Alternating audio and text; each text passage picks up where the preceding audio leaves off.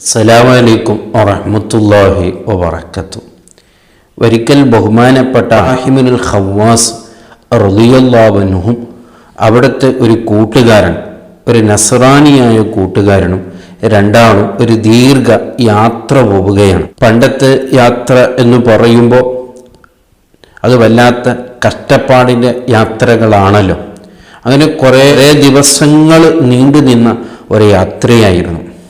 അങ്ങനെ ബഹുമാനപ്പെട്ട ഇബ്രാഹിമുൽ ഖവ്വാസ് റളിയല്ലാഹു അൻഹും ആ നസ്രാനിയായ സുഹൃത്തും രണ്ടാളും ഒന്നിച്ച് ഇങ്ങനെ യാത്ര പോവുകയാണ്.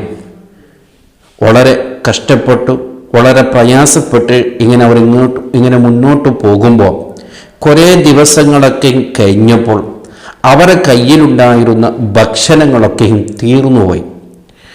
അപ്പോഴാണ് കൂടെയുള്ള നസ്രാനിയായ മനുഷ്യൻ ബഹുമാനപ്പെട്ടവരോട് പറഞ്ഞു, അല്ല, നിങ്ങൾ വിശ്വസിക്കുന്ന ദീന് അത് സത്യമാണെന്നല്ലേ നിങ്ങളുടെ ധാരണ, നിങ്ങളുടെ ഉറപ്പ്? നിങ്ങൾ വിശ്വസിക്കുന്ന അള്ളാഹു അതാണ് യഥാർത്ഥം എന്നാണല്ലോ നിങ്ങളുടെ വിശ്വാസം. അതുകൊണ്ട് അത് ഇപ്പോൾ നിങ്ങൾ തെളിയിക്കണം. അതായത് നമ്മൾക്കിപ്പോൾ ഇനി മുന്നോട്ട് പോകാൻ നമ്മളെ കൊണ്ട് സാധിക്കില്ല.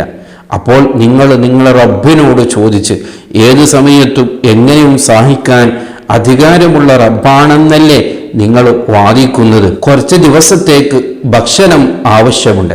അപ്പം അതുകൊണ്ട് നിങ്ങൾ റബ്ബിനോട് ചോദിച്ചുകൊണ്ട് ആ ഭക്ഷണം ആവശ്യപ്പെടണം, അത് നമുക്ക് എത്തിച്ചു തരണമെന്ന് ബഹുമാനപ്പെട്ട ഇബ്രാഹിമുൽ ഖവ്വാസ് റളിയല്ലാഹു അൻഹുവിനോട് ആ മനുഷ്യൻ ചോദിച്ചപ്പോൾ ബഹുമാനപ്പെട്ടവർ വല്ലാത്ത ഒരു അവസ്ഥയിലെത്തിപ്പോയി. കാരണം അദ്ദേഹത്തിന് മുന്നിൽ നിന്ന് വഷറാകാൻ പാടില്ലല്ലോ. അള്ളാഹുവിന് അധികാരമില്ല എന്നല്ല, പക്ഷെ എൻ്റെ കുറവ് കൊണ്ട് അത് സാധിച്ചില്ലെങ്കിൽ എൻ്റെ മതം അള്ളാഹു എന്നുള്ളത് സത്യമല്ല എന്ന് അറിയിക്കപ്പെടുമല്ലോ. അതുകൊണ്ട് ബഹുമാനപ്പെട്ട ഇബ്രാഹിമുൽ ഖവ്വാസ് റളിയല്ലാഹു അൻഹു വളരെ ഭയത്തോടുകൂടെ, വളരെ താഴ്മയോടുകൂടെ കുറച്ച് മാറി നിന്നുകൊണ്ട് അള്ളാഹുവിനോട് വളരെ ഗൗരവത്തോടുകൂടെ ദുആ ചെയ്യുകയാണ്. റബ്ബേ, ഞാനിപ്പോൾ ഏതവസ്ഥയിലാണെന്ന് നിനക്കറിയാമല്ലോ റബ്ബേ. നിന്റെ ഒരു ശത്രുവായ, അതേ ഒരു നസ്രാനിയായ മനുഷ്യൻ അവൻ എന്നെ പരീക്ഷിക്കുകയാണ്, നിന്നെയാണ് പരീക്ഷിക്കുന്നത്. അവനെ മുമ്പിൽ എന്നെ നീ വഷളാക്കരുതേ. അവിടെ വഷളാകുന്നത് ഞാനല്ല റബ്ബേ, നീയാണ്. നീ സത്യമല്ല എന്നതോടുകൂടെ അവ തെളിയിക്കപ്പെടുകയാണ്.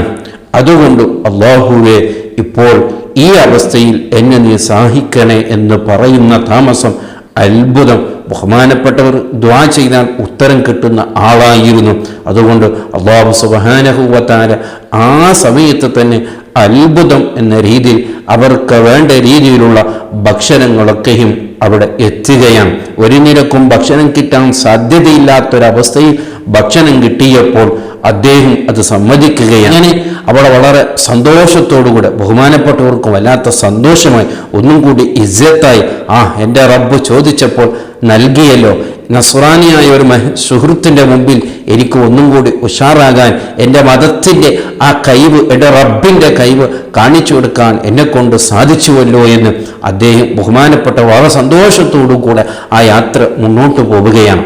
അങ്ങനെ കുറേ ദിവസം വീണ്ടും കഴിഞ്ഞപ്പോൾ അതേ അവരുടെയുള്ള ഭക്ഷണം വീണ്ടും തീരുകയാണ്, വീണ്ടും അവസാനിക്കുകയാണ്.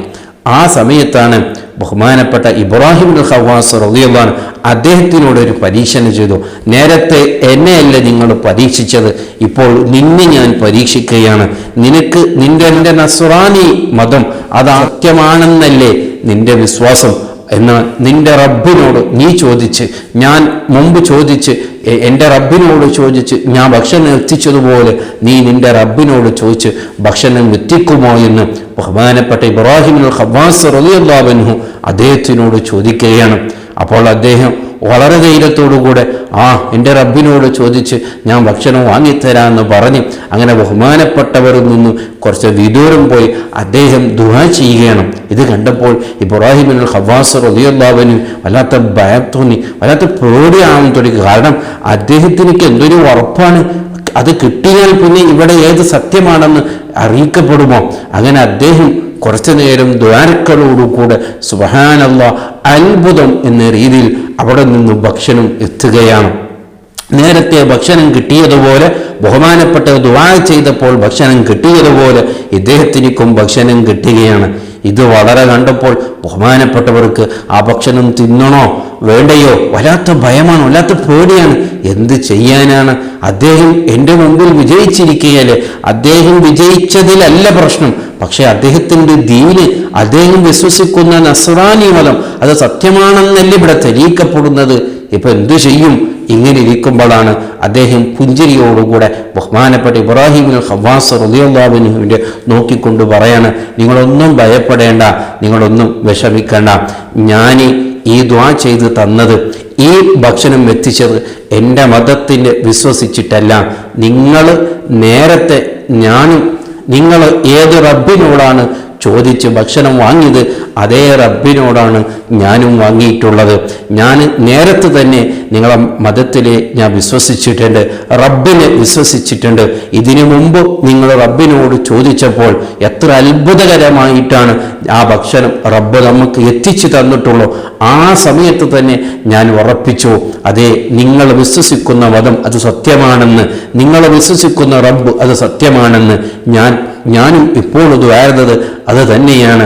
നേരത്തെ എൻ്റെ സുഹൃത്ത് ഇബ്രാഹിം ഖവ്വാസ് ആ ഏത് റബ്ബിനോടാണോ ദുആ ചെയ്തിട്ടുള്ളത്, അതേ റബ്ബിനോടാണ് ഞാൻ ദുആ ചെയ്തുകൊണ്ട്, ആ റബ്ബിനെ വിശ്വസിച്ചുകൊണ്ട്, ഞാൻ നിങ്ങളെ മതം സ്വീകരിച്ചുകൊണ്ടാണ് ഞാൻ ഇവിടെ ദുആ ചെയ്തിട്ടുള്ളത്. നിങ്ങൾക്ക് തന്ന റബ്ബ് തന്നെയാണ് എനിക്കും ഭക്ഷണം നൽകിയിട്ടുള്ളൂ എന്ന് പറഞ്ഞപ്പോൾ ബഹുമാനപ്പെട്ട ഇബ്രാഹിം ഖവ്വാസ് റളിയല്ലാഹു അൻഹുവിന് വല്ലാത്ത സന്തോഷം തോന്നി. കാരണം എൻ്റെ റബ്ബ്, ആ റബ്ബിൻ്റെ അനുഗ്രഹം, റബ്ബ് സത്യമാണെന്ന് തെളിയിക്കപ്പെടാൻ കാരണമായി തീരുന്നല്ലോ എന്നുള്ള ആ യാത്ര, അത് അങ്ങനെ ഒരു സന്തോഷകരമായ യാത്രയായി മുന്നോട്ട് പോയി.